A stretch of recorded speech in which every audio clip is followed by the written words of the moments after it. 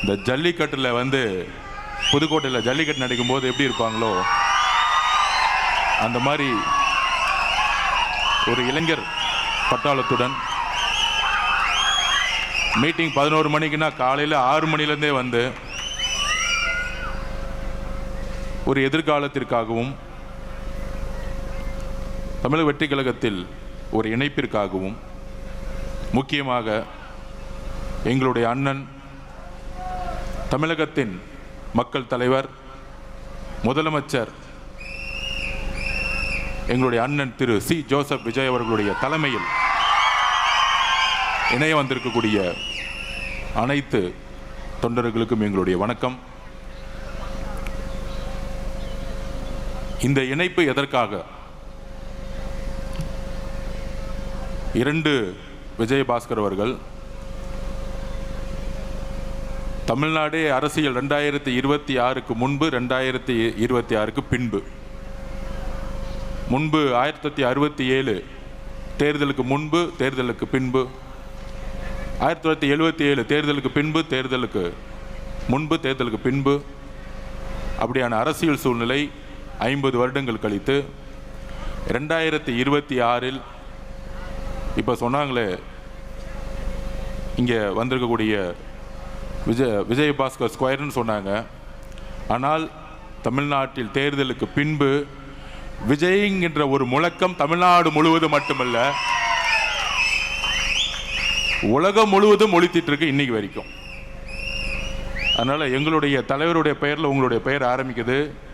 உங்களுடைய எதிர்காலம் இங்கே பிரகாசமாக இருக்கும். அதற்கான உறுதி எங்களுடைய தலைவரிடம் இருக்கிறது, எங்களிடம் இருக்கிறது. இணைந்து பணி செய்வோம். இணைந்து என்ன மாதிரியான பணி செய்ய வேண்டும், என்ன மாதிரியான அரசியலை 2026க்கு அப்புறம் எங்களுடைய தலைவர், எங்களுடைய முதல்வர் உருவாக்கி இருக்கிறார். எல்லோருக்கும் தெரியும், பண அரசியலை 75 வருஷ பண அரசியலை தூக்கி எறிஞ்சது தமிழக வெற்றி கழகம். மத அரசியலை தூக்கி எறிந்திருக்கிறது, ஜாதி அரசியலை தூக்கி எறிஞ்சிருக்கு தமிழக வெற்றி கழகம் இந்த தேர்தலுக்கு பின்பு. ஆனால் 2026க்கு பின்பு என்ன மாதிரி அரசியல் சூழ்நிலை, அரசியல் விமர்சகர்கள் என்கின்ற போர்வையில் பேசிட்டு இருப்பாங்க. அதிமுக இருக்கக்கூடிய எம்எல்ஏக்கள், முன்னாள் சட்டமன்ற உறுப்பினர்கள், நாடாளுமன்ற உறுப்பினர்கள், மாவட்ட செயலாளர்கள், முன்னாள் அமைச்சர்கள் எல்லாம் சேர்றாங்க. எம்எல்ஏக்கள் சேரும்பொழுது அது குதிரை பேரும். நாங்கள் எம்எல்ஏக்கள் வரும்போது சொன்னோம், ஒட்டுமொத்த அதிமுகவுடைய 90% நிர்வாகிகள், தொண்டர்கள் தமிழக வெற்றி கழகத்தில் இணைய போகிறார்கள். ஏன் இணைய போகிறார்கள்? அதற்கான மெசேஜும் 30 நாளுக்கு முன்னாடி சொன்னோம். 2026 தேர்தலுக்கு பின்பு தமிழக வெற்றி கழகம் 108 தொகுதியோடு நிற்கும் பொழுது, நேற்று கூட்டணி கட்சியோடைய மீட்டிங்லாம் நடந்துட்டு இருந்துச்சு. அப்போ அங்கே வந்த அனைத்து தலைவர்களும், காங்கிரஸோட தலைவர்கள், நேற்று காலையில் வந்த கம்யூனிஸ்ட் தோழர்கள், மதிமுகவோட தலைவர், விசிகேவுடைய தலைவர், இந்திய கம்யூனிஸ்ட் ஐயுஎம்ஓட தலைவர்கள் சொன்ன ஒரு வார்த்தை, நீங்கள் ஆட்சி அமைக்கிறதுக்கு என்ன நிலைப்பாடுனா எடுப்பீங்கன்னு நினச்சோம். மாண்புமிகு முதலமைச்சர் அவர்களை பார்த்து சொன்னார்கள், 108 வந்தவொடனே நீங்கள் அதிமுகவுடைய இபிஎஸ் அவர்களிடம் ஆதரவு கேட்பீங்கன்னு நினச்சோம். 47 எம்எல்ஏ இருந்தாங்க. அந்த ஆதரவுடன் நீங்கள் ரொம்ப எளிமையாக ஈஸியாக நீங்கள் முதலமைச்சர் ஆகியிருக்கலாம். ஆனால் நீங்கள் அழைத்தது இந்திய காங்கிரஸ் கட்சியை. அவங்க 5 எம்எல்ஏ தான் வச்சுருந்தாங்க. கம்யூனிஸ்ட் கட்சி தோழர்கள் சப்போர்ட் பண்ணுவாங்களா இல்லையா தெரியாது. விசிகே சப்போர்ட் பண்ணுமா இருக்கா தெரியாது. 60 வருஷம் உறவு இருக்கக்கூடிய ஐயுஎம்எல் சப்போர்ட் பண்ணுமா இருக்குமா தெரியாது. ஆனால் நீங்கள் காங்கிரஸை அழைத்த பொழுது நாங்கள் நம்பினோம், நீங்கள் மதசார்பற்ற கொள்கையிலும் சமூக நீதி கொள்கையிலும் உறுதியாக இருக்கிறது என்பதை நாங்கள் நம்பினோங்கிறது எல்லா தலைவர்களும் சொன்னார்கள். அப்ப எங்களுடைய தலைவர், தமிழக வெற்றி கழகம் எம்எல்ஏக்கள் தேவைப்பட்டாலும் காங்கிரஸோடைய 5 எம்எல்ஏக்களுடன், கம்யூனிஸ்ட் தோழர்களுடன், விசிகே தோழர்களுடன், ஐயுஎம்எல் தோழர்களுடன் ஆட்சி அமைக்கிறதுக்கு கடைசி நாள் வரைக்கும் போராடினோம்.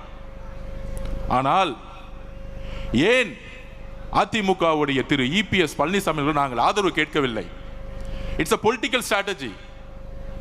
என்ன பொலிட்டிக்கல் ஸ்ட்ராட்டஜி அது? தேர்தலுடைய ரிசல்ட் வந்துட்டு இருக்க நேரத்தில் ஒரு 7-8 மணிக்கெல்லாம் தகவல் வந்து 108 110 நிற்கிறோம். சரியாக நைட்டு 10 மணிலிருந்து திரு மு.க. ஸ்டாலின் அவர்களும் திரு உதயநிதி அவர்களும் அதிமுகவுடைய இபிஎஸ் பழனிசாமி அவர்களும் அவருடைய மகன் மிதுன் அவர்களும் பாஷ்யம் கன்ஸ்ட்ரக்ஷன் கம்பெனியுடைய ஓனர் அவர்களும் எல்லோரும் ஒன்று சேர்ந்து திமுகவும் அதிமுகவும் சேர்ந்து ஆட்சியை அமைக்க பேச்சுவார்த்தை நடத்த ஆரம்பிச்சிட்டாங்க. அதிமுகவுடைய நிறுவனர் யார்? புரட்சி தலைவர் அவர்கள் எதற்காக கட்சியை உருவாக்கினார்? அண்ணன் செங்கோட்டையன் வந்தார்களே இங்க, புரட்சி தலைவருடைய அமைச்சரவையில் பங்கு பெற்றவர். அதுக்கப்புறம் புரட்சி தலைவி அம்மா அவர்கள் அதிமுகவை வழிநடத்திய பொழுது எதற்காக என்ன சொல்லி வழிநடத்தினார்கள்? இனி செல்லும் இடமெல்லாம் செய்தி. தந்தை டிவியின் வாட்ஸ்அப் சேனலை ஃபாலோ பண்ணினா செல்ல இருக்கும் இடமெல்லாம் செய்தி. இதோ QR கோட் இப்பவே ஸ்கேன் பண்ணுங்க, ஃபாலோ பண்ணுங்க.